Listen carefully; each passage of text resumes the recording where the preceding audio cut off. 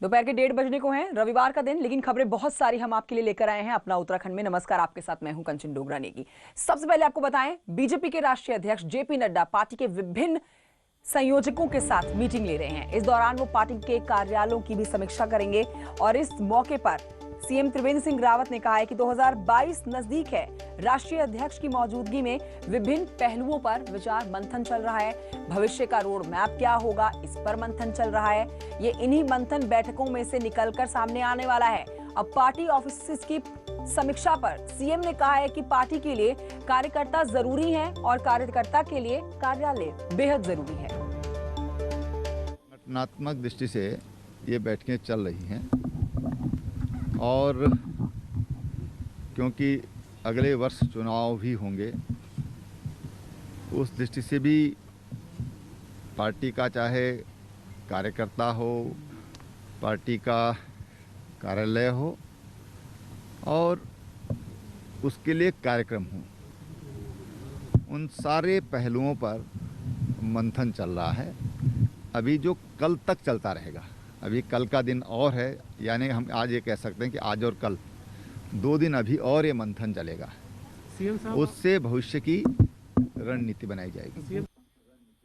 तो वहीं आपको बताएं कि देहरादून में आज सुबह बीजेपी के अध्यक्ष जेपी नड्डा राष्ट्रीय स्वयंसेवक संघ के कार्यालय गए, जहां उन्होंने संघ नेताओं से करीब 1.5 घंटे तक की मीटिंग की और इस दौरान प्रदेश अध्यक्ष बंशीधर भगत, प्रदेश प्रभारी दुष्यंत गौतम, सह प्रभारी और पार्टी के महामंत्री उनके साथ मौजूद रहे।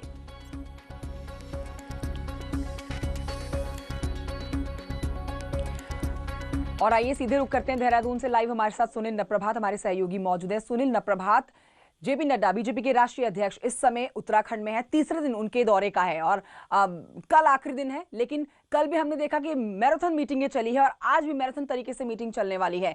लेकिन आज आपसे पूरा एक विश्लेषण लेना चाहेंगे आज की मीटिंगों के ऊपर, किन किन मुद्दों के ऊपर मीटिंगें चलने वाली हैं, साथ ही किन किन बड़े कार्यक्रमों में शामिल होने वाले हैं जेपी नड्डा।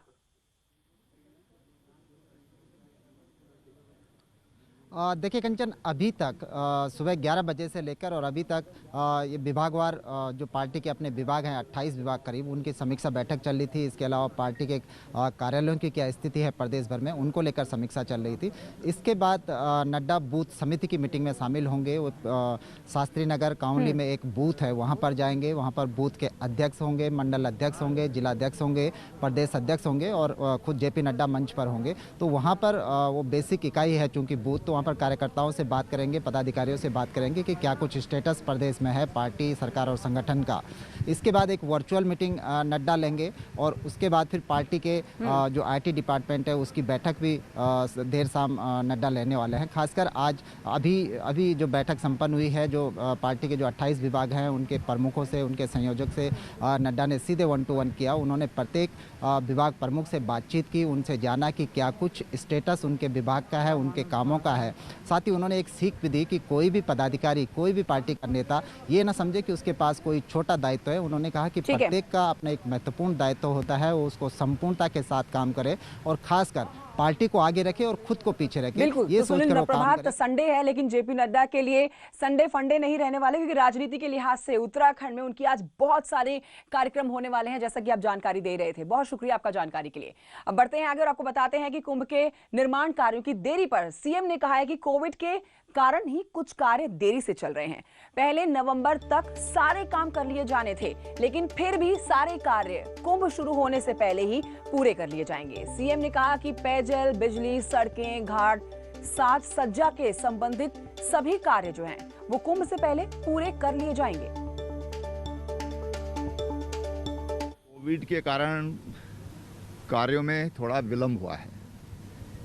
टारगेट ये था कि नवंबर लास्ट तक सारे कार्य संपन्न हो जाएं, लेकिन कोविड के कारण कार्य कुछ विलंब हुए हैं। लेकिन फिर भी कुंभ से पूर्व सारे कार्य हमारे संपन्न हो जाएंगे, चाहे पेयजल से संबंधित हों, बिजली से संबंधित हों, सड़कों से संबंधित हों, घाटों से संबंधित हों और शहर की सज्जा से संबंधित हों। तमाम जो भी काम होने हैं वो कुंभ से पूर्व और कुंभ की तैयारी की दृष्टि से तैयार हो जाएंगे।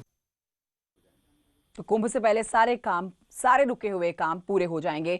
मुख्यमंत्री त्रिवेंद्र सिंह रावत को आप सुन रहे थे। अब बढ़ते हैं आगे, देहरादून की खबर आप तक पहुंचाते हैं, जहां पर 20 नवंबर को मर्चेंट नेवी में काम करने वाले एक लड़के की शादी देहरादून की ही रहने वाली डॉक्टर के साथ हुई थी, जिसमें शादी अटेंड करने 10 दिन के अंदर ही लड़के के मामा मौसा जिनकी डेथ हो चुकी है। अब आपको बताएं कि दूल्हा और दुल्हन भी कोविड पॉजिटिव पाए गए हैं, जिन्हें होम क्वारंटीन किया गया है। इस मामले में जिले सर्विलांस के अधिकारी डॉक्टर आर के दीक्षित ने बताया कि फिलहाल ट्रेसिंग का काम चल रहा है। हेल्थ डिपार्टमेंट और प्रशासन की टीम ने 50 लोगों को ट्रेस कर लिया है। 8 लोग कोविड पॉजिटिव पाए गए हैं। देहरादून में 20 नवंबर को हुई एक शादी में दूल्हा कोरोना पॉजिटिव यहां पर पाया गया है और प्रशासन अब सर्विलांस में लगा हुआ है। 50 लोगों को यहां पर ट्रेस कर लिया गया है, जिसमें से 8 लोग कोरोना पॉजिटिव पाए गए हैं। वहीं 2 लोगों की डेथ भी हो गई है, जो कि क्लोज रिलेटिव रहे हैं। अब ये बताया जा रहा है कि दूल्हा और दुल्हन दोनों ही कोरोना पॉजिटिव यहां पर पाए गए हैं और अब पूरी तरीके से प्रशासन की नज़र यही है कि आखिरकार किस व्यक्ति की वजह से ये कोरोना जो है वो पाया गया है इन सभी लोगों में, उसको ट्रेस यहाँ पर किया जा रहा है।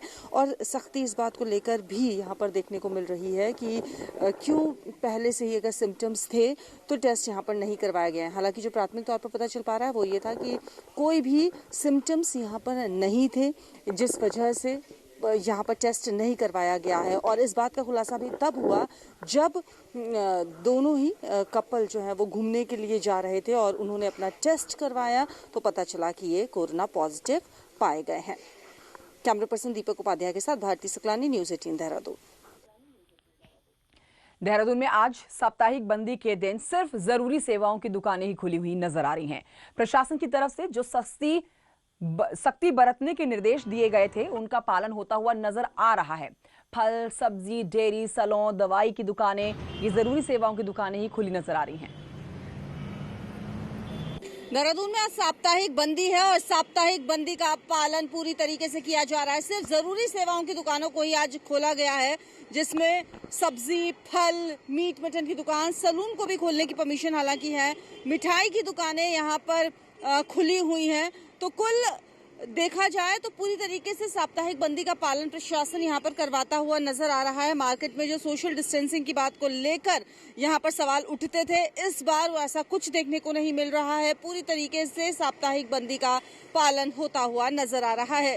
कैमरा पर्सन दीपक उपाध्याय के साथ भारती सकलानी, न्यूज़ 18 देहरादून। इस बीच खबर देहरादून से आती हुई, जहां पर मसूरी के स्नातक धर्म मंदिर के पास एक गोदाम में भीषण आग लग गई। कुकिंग ऑयल, बिस्किट, जूस का ये गोदाम है। आग लगने की वजह शॉर्ट सर्किट बताई जा रही है। मौके पर पहुंची दमकल की गाड़ियों ने कड़ी मशक्कत के बाद आग पर काबू पाया है।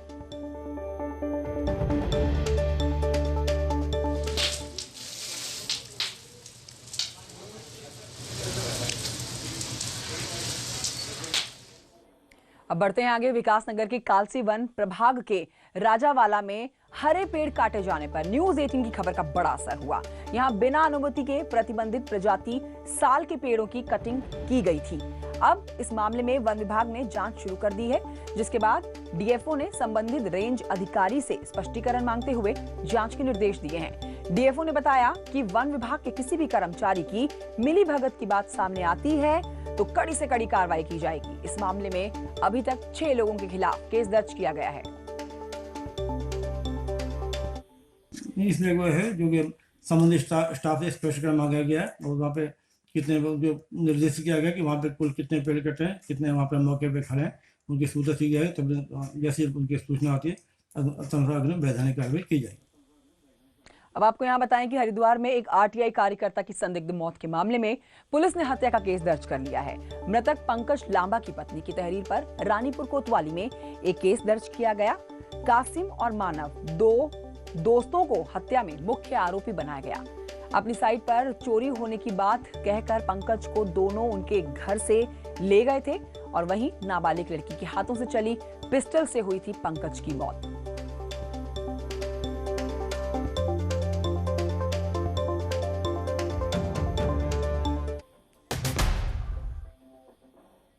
Welcome back. और ब्रेक के बाद खबरें गुलदार के आतंक से जुड़ी हुई। उत्तराखंड में पहाड़ हो या मैदान हो, हर जगह गुलदार का आतंक है। हम आपको दिखाएंगे आपकी टेलीविजन स्क्रीन पर 3 तस्वीरें। पहली तस्वीर होगी हरिद्वार के BHEL कॉलोनी की, जहां पर एक घर में गुलदार घुस गया और घंटों की कड़ी मशक्कत के बाद गुलदार को ट्रैकुलाइज करके रेस्क्यू किया गया। आज गुलदार को वन विभाग रेडियो कॉलर करने के बाद ही जंगल में छोड़ने वाला है। और दूसरी तस्वीर जो आप देख रहे हैं, ये तस्वीरें हैं ऋषिकेश के IDPL की, जहां पर रिहायशी इलाके में लगे हुए एक CCTV कैमरे में गुलदार घूमता हुआ कैद हुआ है। और अब जो तीसरी तस्वीर आप देख रहे हैं, ये आपको बता देते हैं, वीडियो क्लेमेंट टाउन देहरादून का है, जहां पर कई दिनों से एक गुलदार ने आतंक मचाया हुआ है। तीनों ही तस्वीरें आप देखिए, यहाँ पर गुलदार का आतंक है। अभी तक तीसरी तस्वीर में कई कुत्तों को गुलदार अपना शिकार बना चुका है। इस बीच आपको ये बताएं कि वन विभाग शनिवार की रात इस गुलदार को सर्च करने में जुट चुकी है।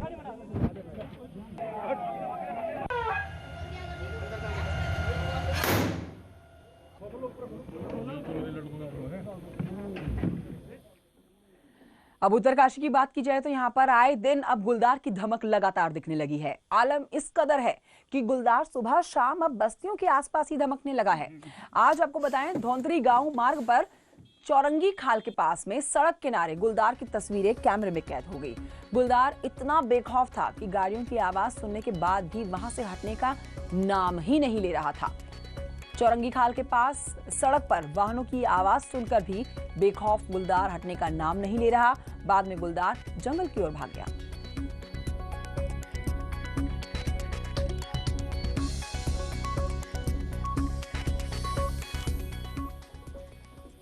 इस बीच आपको बता दें कि कॉर्बेट टाइगर रिजर्व में इन दिनों बाघों का जमकर दीदार भी लोग कर रहे हैं। यहाँ कई बाघिनें अपने शावकों के साथ नजर आ रही हैं, जिन्हें देखकर पर्यटक और कॉर्बेट प्रशासन बेहद खुश हैं। लेकिन कॉर्बेट प्रशासन के लिए शावकों के साथ दिख रही इन बाघिनों ने चिंता भी बढ़ा दी है। उसे जहां इनकी सुरक्षा की चिंता सता रही है, तो वहीं शावकों के साथ बाघिन उनकी सुरक्षा के लिए हिंसक भी हो रही हैं, जिससे संघर्ष बढ़ने की भी संभावना रहती है। इसीलिए कॉर्बेट प्रशासन इनकी मॉनिटरिंग कर रहा है, जिससे ये आबादी और पर्यटकों से दूर रहे। अपने कब्ज के साथ दिखाई देती है, उन स्थानों को हम स्पेशल मॉनिटरिंग करते हैं ताकि वो अपने कब्ज के साथ किसी हैबिटेशन के आसपास ना आ जाए, या फिर यदि कोई टूरिज्म जोन में ऐसी कोई टाइग्रेस मूव कर रही है तो टूरिस्ट के साथ उसका डायरेक्ट कोई कॉन्फ्लिक्ट ना आ जाए। लेकिन ये है कि अलग अलग लोकेशंस पे टाइग्रेस जो है वो कैमरा ट्रैप के माध्यम से भी और जो डायरेक्ट साइटिंग के माध्यम से भी अलग अलग लोकेशंस पे दिखाई देती हैं कब्ज। ब्रेक के बाद स्वागत है आपका। कोरोना संक्रमण के कम होते ही कई प्रवासी फिर से मैदानों की ओर लौट गए हैं। वहीं आपको बताएं कि लमगड़ा के कुछ युवाओं ने अल्मोड़ा में फ्लावर डेकोरेशन और पहाड़ी उत्पादों को बेचना शुरू किया और अब अपने साथियों को भी इस रोजगार में जोड़ रहे हैं। रिपोर्ट देखिए।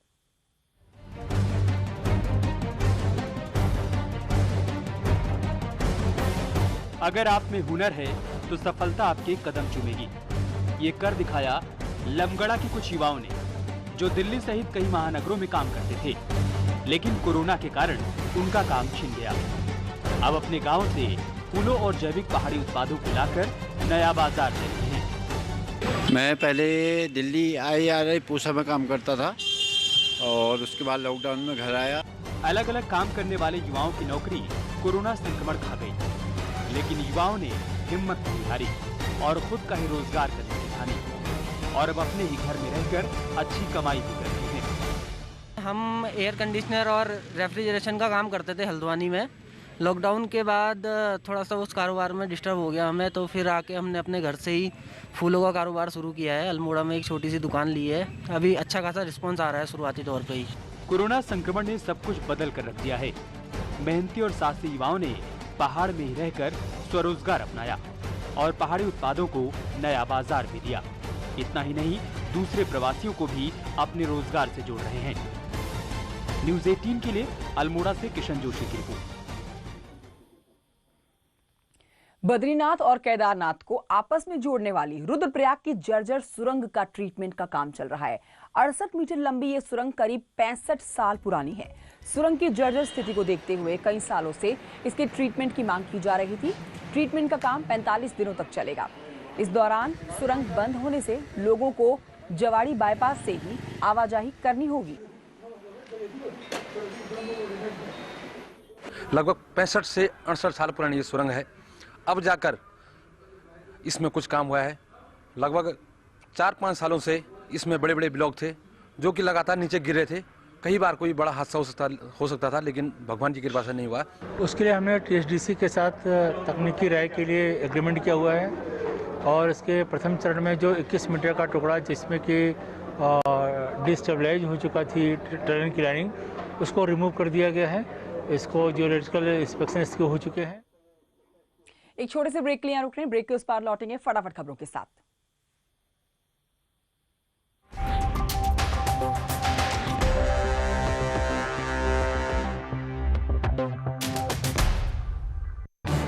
इस न्यूज हेडलाइन